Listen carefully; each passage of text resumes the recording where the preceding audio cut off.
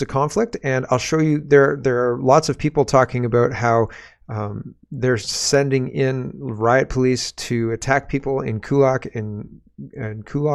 London, Dublin, and all sorts of other places in Ireland. And it's it's concerning, but this is the plan. Also, Ireland went from a population of 3.5 million people to 5 million people, and the extra 2 million people changing things quite a lot, right? And so very interesting. People are upset in Ireland, but is there anything they can do about it? They're trying, and it's not having the desired effect yet.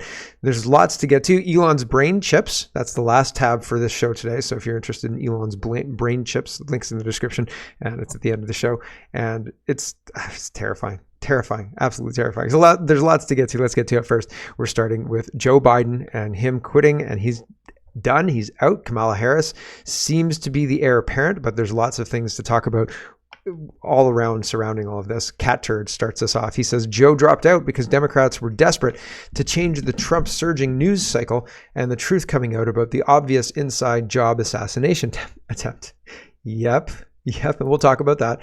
Ryan says, huge news. Biden has quit the presidential race. So this is the letter. No joke. This is honestly the letter. You can see the first thing that stood out to me was there's no presidential seal. The second thing that stood out to me is Joe Biden's signature at the bottom there. It doesn't look anything like any Joe Biden signature I've ever seen. So crazy town. He goes through kind of a long, well, it's not even all that long, but fundamentally the letter's meat and potatoes. He lists some of his accomplishments, and then he says, it has been the greatest honor of my life to serve as your president, and while it has been my intention to seek re-election, I believe it is in the best interests of my party and the country for me to stand down and to focus on fulfilling my duties as president for the remainder of my term. I will speak to the nation later this week in more detail about my decision. For now, let me express my deepest gratitude to all those who have worked hard to see me re-elected, blah, blah, blah, blah, blah.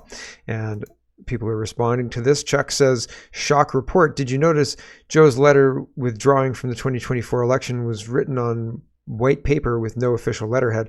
Something else, no one can seem to locate a time when Joe underlined his signature. I have questions, right? So that looks very odd. This is odd as a communication from a president of the United States, right? That's an odd thing to have. Ari says, notice that President Biden never said why he won't run. Was it his health, his decline, the polls? If it was the first two, that he should resign the presidency. If it's the third, there is nothing courageous about this. It's craven politics as usual, I guess. Alex says, can anyone find another example of Joe Biden underlining his signature? So here's example Biden signatures through time. They look very different than the Joe Biden signature we saw on the other paper. So is that mental decline? It could be, right? If somebody's parent has Alzheimer's, does it change their signature? I honestly genuinely don't know. So there's Biden's signature again, right? Compared to the other Biden signatures, which look much stronger, right? There's no mistaking that the B kind of looks similar, because the B in the top right there, the B looks similar. But yeah, it's very, very, very, very interesting. The closest is the top right here, is the top right there. But even that looks, there's no J-O-E. Yeah, it just doesn't look right. So it looks like Junior Biden, J.R. Biden. James Woods says, meanwhile, shouldn't there be an address to the nation when a sitting president throws in the towel like some punch-drunk fighter? The Democrats are so damn crazy, I'm actually not kidding when I say it would be nice to have some proof of life regarding Joseph Biden. Yeah. I guess he could sign J.R. Biden, couldn't he? Kyle Becker says, let's recap this historic day. Joe Biden suddenly resigns via X. White House staff find out 1 minute later via X. Joe Biden resignation letter not on official letterhead. Biden's signature suspect underlined. Steve Riccitti helped write the letter.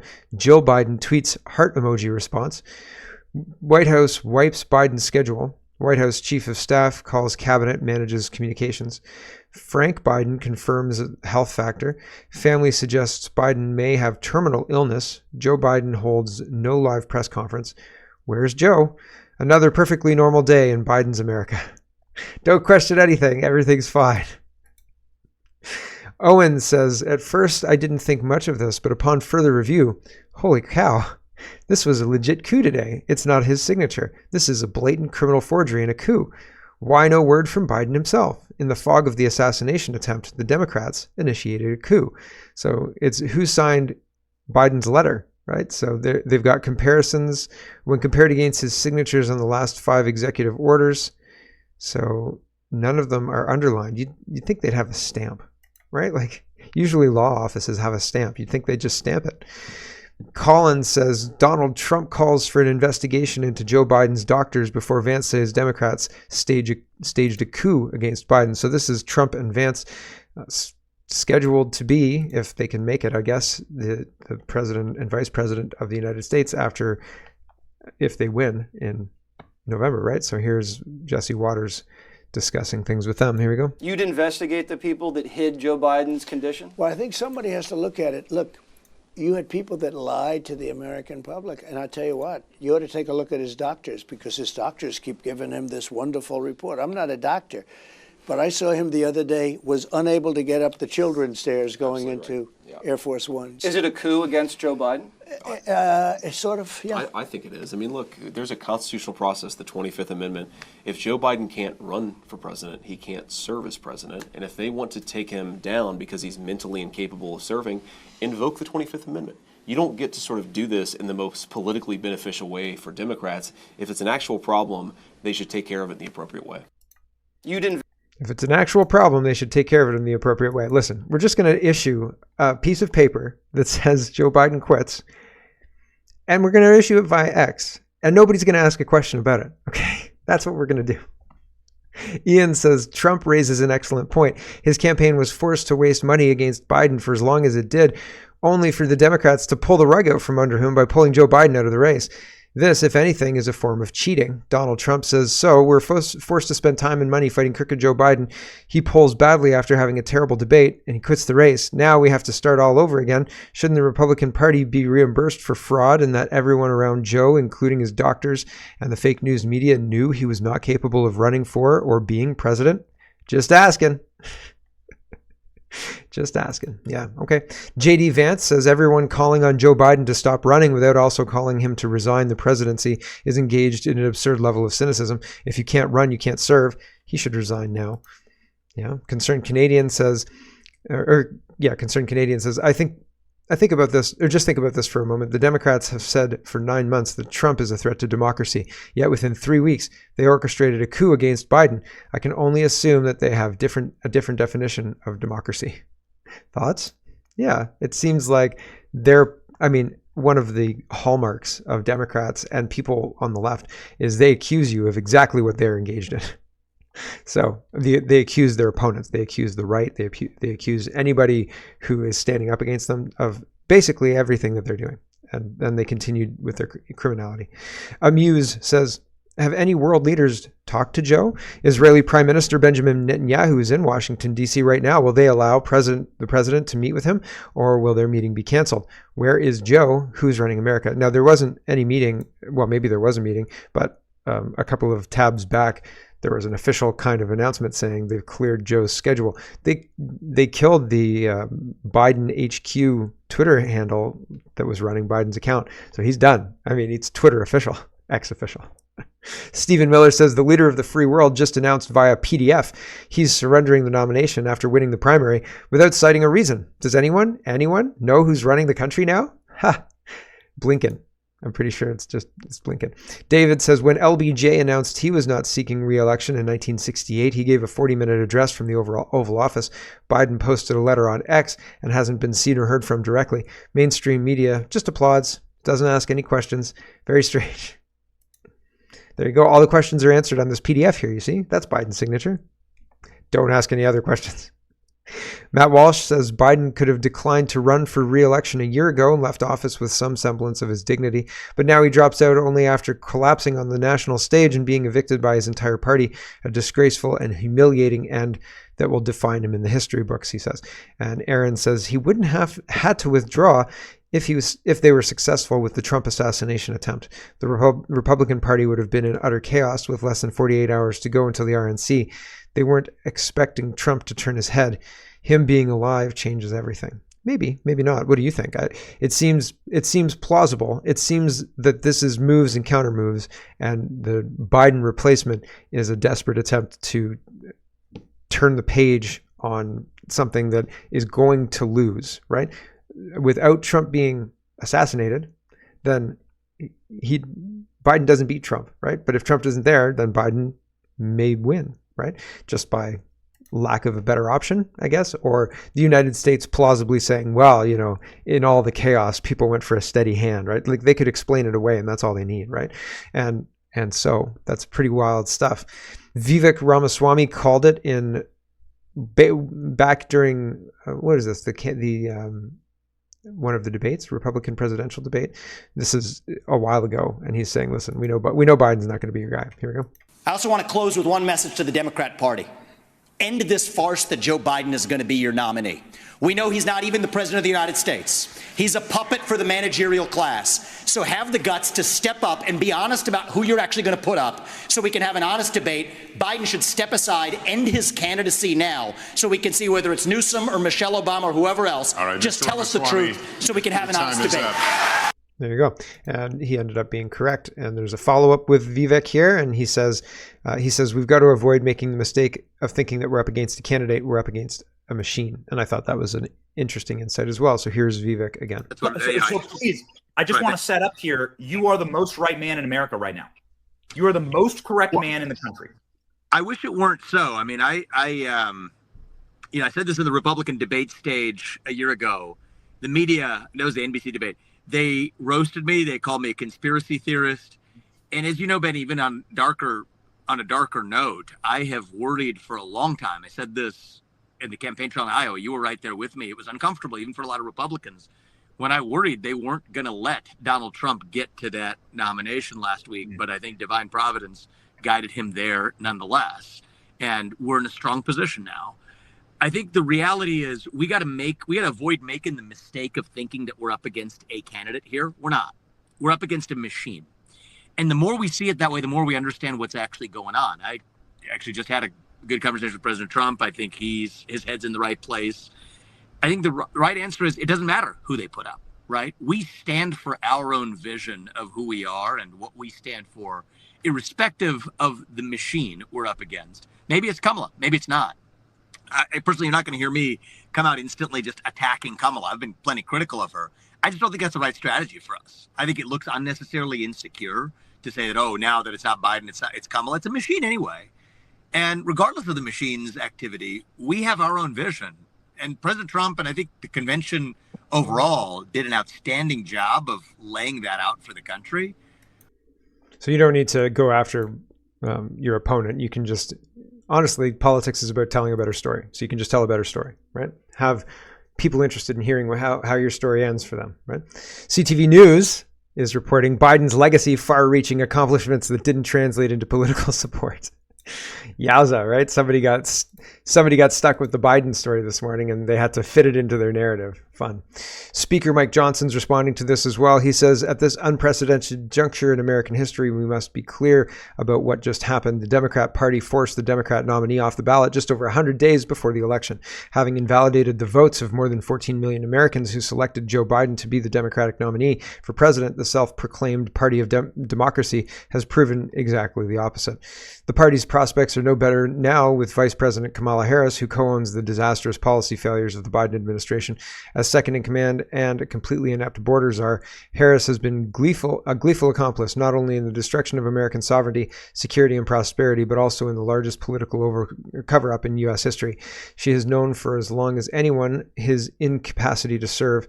Regardless of the chaos in the current White House, our adversaries around the globe should be reminded that the U.S. Congress, the U.S. military, and the American people are fully prepared and committed to defend our interests both at home and abroad. If Joe Biden is not fit to run for president, he's not fit to serve as president. He must resign the office immediately. November 5 cannot come soon enough. So that's true. It's very, very interesting how all of this is going to play out. We'll see the shooting and Kamala Harris as her own kind of thing to examine as the presumptive nominee at this point in time. And until that changes officially, she's collecting delegates, etc. We've got to talk about that as well. So first we'll talk about the shooting, the attempted assassination on Donald Trump. And there's a lot of interesting news coming out about all of that. MJ Truth Ultra says, holy smokes. I'm convinced I brought that back. Trump assassination attempt. It's all about to blow up. Senator Ron Johnson, a second shooter and a mystery ATF agent that's now gone dark. I'll show you. He's the man in the gray suit. July 13th, Secret Service did not attend the 9 a.m. security meeting with local law enforcement. Law enforcement wasn't even on the same security channel. The sniper and SWAT teams weren't on the same channel as patrol officers or Secret Service. 10:30 a.m. in the morning, the local PD police department team told to secure the perimeter of the AGR building. No one told them where to go, so they set up on the second floor. How do you set up a perimeter? I don't know. Let's do it on the second floor. Sounds good.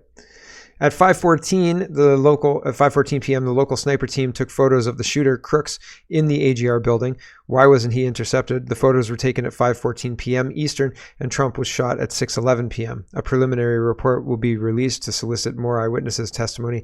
If you have any videos, save it. So they're asking for videos if you have it. And I mean, I'm not assuming anybody in Canada has videos, although maybe. I mean, Michigan's not that far, and going to a Trump rally is probably pretty, once in a lifetime thing for a lot of Canadians, right?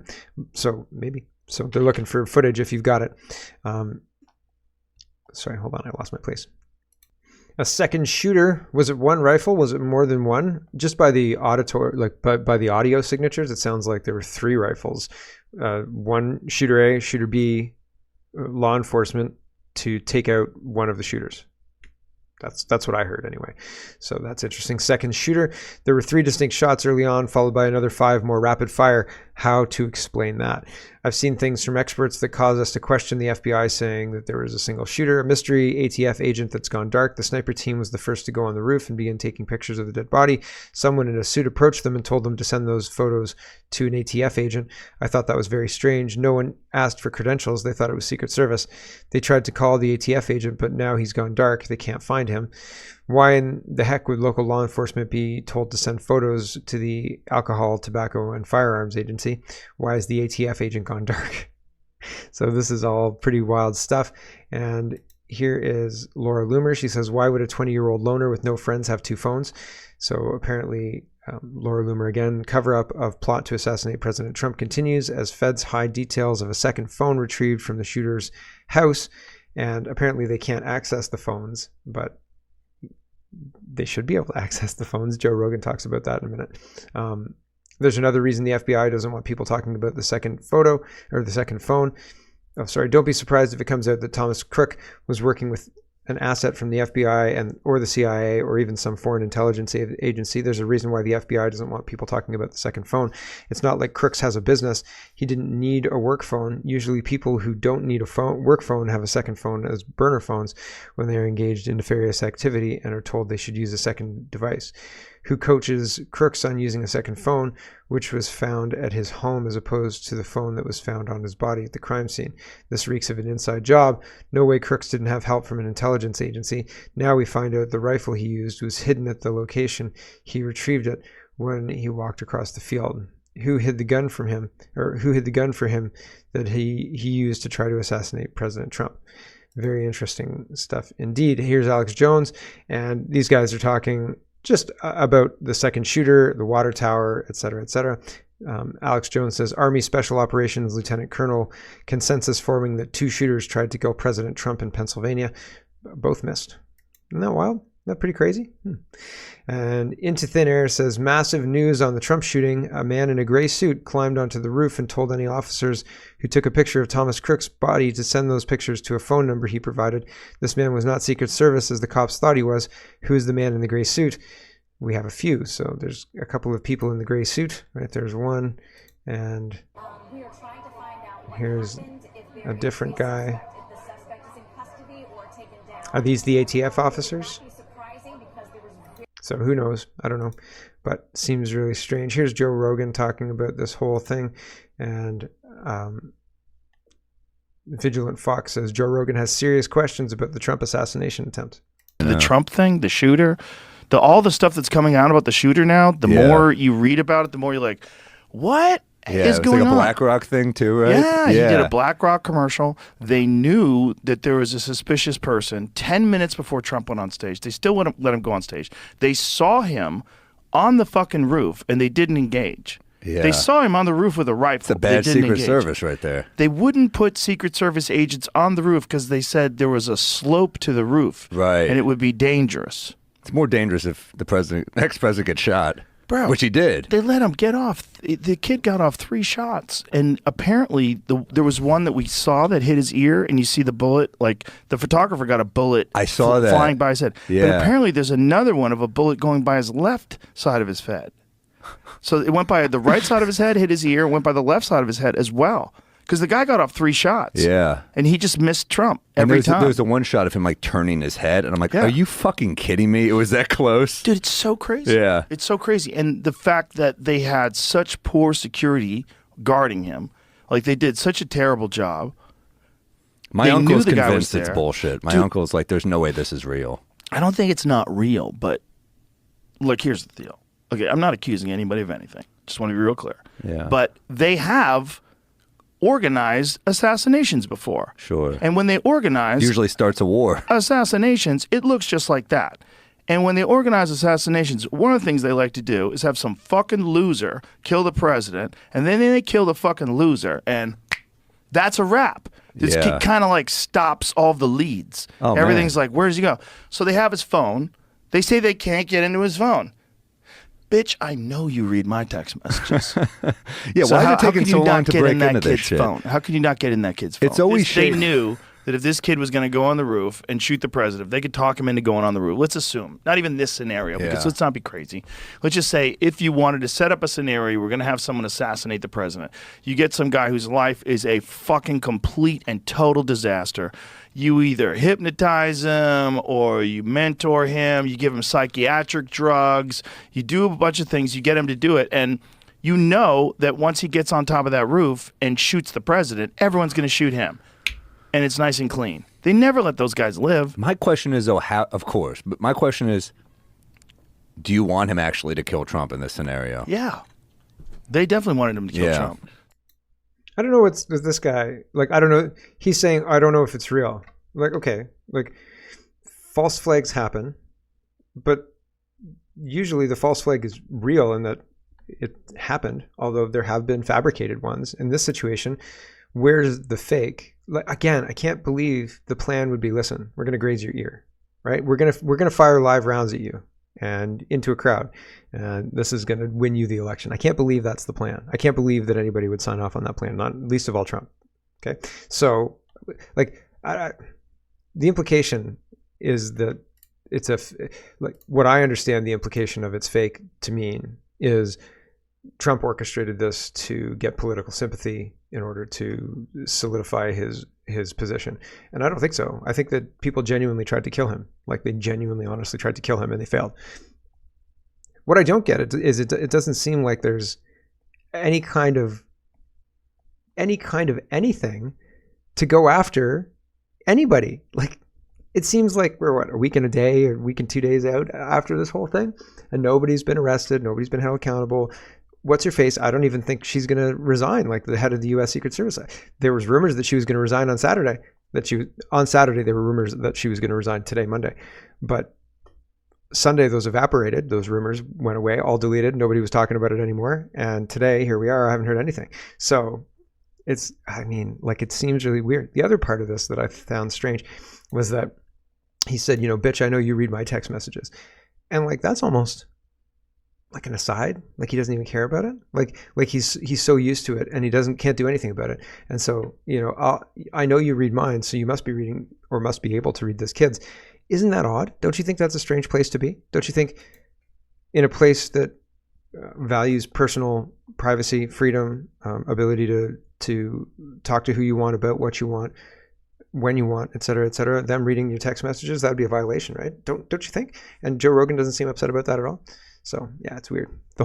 Everything is weird. Let's talk about Kamala Harris, talking about weird, because she's a weird lady. And Paul says, according to constitutional scholar John Eastman of the Claremont Institute, an opinion I share along with many legal professionals, Kamala Harris is ineligible to serve as president under the 12th Amendment. Why? Because Article 2 of the Constitution specifies that no person except a natural-born citizen shall be eligible to the office of president. Her father was and is a Jamaican national. Her mother was from India, and neither was a naturalized U.S. citizen at the time of Harris's birth in 1964. So, according to these commentators, makes her not a natural born citizen and therefore ineligible for the office of president, etc. And there's a community note here. It says under the 14th Amendment's nationalization clause and the U.S. versus Wong Kim Ark Supreme Court case, anyone born on U.S. soil is a naturalized born citizen. So there you go. So Kamala is the vice president. So this whole birther angle is not going to be valid, but it's only not going to be valid because of this court case here, I guess. So that's interesting, right? That's interesting. Here's Roz Alerts says, Vice President Harris has secured her first delegates in Tennessee. This is the first state to award all of its delegates to her. This gives her 77 delegates. Several of the state party chairs are currently in discussions and are expected to make similar commitments soon. So Biden's quit and Harris is going to get his delegates. And she's the only one who can use the war chest, Wall Street Silver says. The only reason they're selecting Kamala is because she's the only one who can legally use the $200 million they have in the bank for the Biden-Harris campaign. Let's face it, even if Democrats know that she's a lousy candidate, it's simply too late to go with anyone else. Maybe. I've heard Hillary Clinton at the convention will be parachuted in. Ben Shapiro says Kamala Harris should be asked whether she believes Joe Biden is mentally fit to be president of the United States today. She, as VP, has the responsibility to invoke the 25th Amendment if she believes he is not. Elon Musk says, please show us the Venn diagram of not fit to run for re-election and still fit to run the country. So, yeah, good point, right? Good point, but it doesn't really matter. Here is Matthew, and he says, never forget, this is the border czar. This is the vice president, and this is a back and forth with, and it seems a pretty softball interview. Here we go. A button. Okay. Do you have any plans to visit the border? At some point, we are going to the border. We've been to the border. So this whole thing about the border, we've been to the border. We've been to the border. You haven't been to the border. And I haven't been to Europe. And I mean, I don't understand the point that you're making. I'm not discounting the importance of the border. Well, put a button. Okay. Do you have any plans? Weird, right? It's just weird. She's weird. It's weird. Senator Babette, and he's an Australian federal senator, says, I'm Kamala Harris. My pronouns are she and her, and I'm a woman sitting at a table wearing a blue suit. So this is his official statement, I guess. Statement on Joe Biden withdrawal, July 22nd, 2024. If Joe Biden is not fit to run for re-election in November, how is he fit to govern right now? How can applesauce for brains be suitable to hold the nuclear codes today, but not suitable for the task in 4 months? The situation America now finds itself in makes even less sense than Kamala Harris' word salad. Speaking of whom, the idea that the DEI vice president could be the suitable leader for the free world is not only laughable, it's dangerous. I can only imagine how glad Xi Jinping and Vladimir Putin will be to imagine what will be unburdened by what has been. They must be licking their lips like BLM protesters, knowing that whatever they do, Kamala Harris will bail them out. People laugh at Joe Biden, they sneer at Kamala Harris, and they will roll their eyes at whenever other deep state hack the establishment, by which I mean Obama, might coronate. The Democrats and now America is a ship at sea without a rudder. The nation's true leader demonstrated so poignantly just 1 week ago when he dodged an assassin's bullet and immediately rose to his feet, calling on patriots to fight, fight, fight, is Donald J. Trump. All of this is highly relevant for Australia because where America goes, Australia invariably follows. And so does Canada too, by the way, which is why I'm spending so much time on all of this, because this is the biggest world news. Sorry, this is a quick aside. This is the biggest world news. This is like Kennedy, an assassination attempt on Kennedy in the 1960s, and Kennedy didn't die, and we're all kind of hanging out. And it's like, this is the biggest news in the world. And also nobody seems to care or want to get to the bottom of the whole thing. Weird, right? It's super weird. Okay, back to this. As members of the Anglosphere, we understand that America's leadership of the free world has direct implications for us and our children. Under Trump's last presidency, both Australia and America flourished. There were no There were no new wars, and the global order, which has been the key to our own prosperity, was strengthened. In the past 4 years, we have seen all of that fall apart, and with it, our own security in the world. Only when Donald Trump is back in the White House will common sense, economic prosperity, and world peace prevail. Until then, the United States is sadly nothing but a Democrat-run clown show that endangers us all. Trump 2024, Australian prosperity and security depends on it. Yeah, Canada too. I would say Canada too. And here, just in case you thought she's not so bad, here is the wisdom of Kamala Harris. If this doesn't break your brain, I mean, I don't want to break your brain. That's not the point here, but funny is not the right word. Uncomfortable might be the better word to describe all of this. It will make you chuckle, though. Here we go. Here's Kamala Harris. Today is today. And yesterday was today yesterday. Tomorrow will be today tomorrow. So live today. So the future today will be as the past today. As it is tomorrow. Today is... Does any, like, the whole today is today and have a good, and tomorrow will be today tomorrow. It doesn't make any sense at all. What are you trying to say? My goodness. So that is... Hello everyone, thanks very much for watching. This is just a short version of a longer show. If you'd like to get the whole show, you can go over to CanadaPoly.com and sign up for a subscription. Just look in the drop-down tab for Shop and Donate and look for subscriptions, and you'll get immediate access to the full show. Love to see you. Thanks for watching, everybody. Have a wonderful, wonderful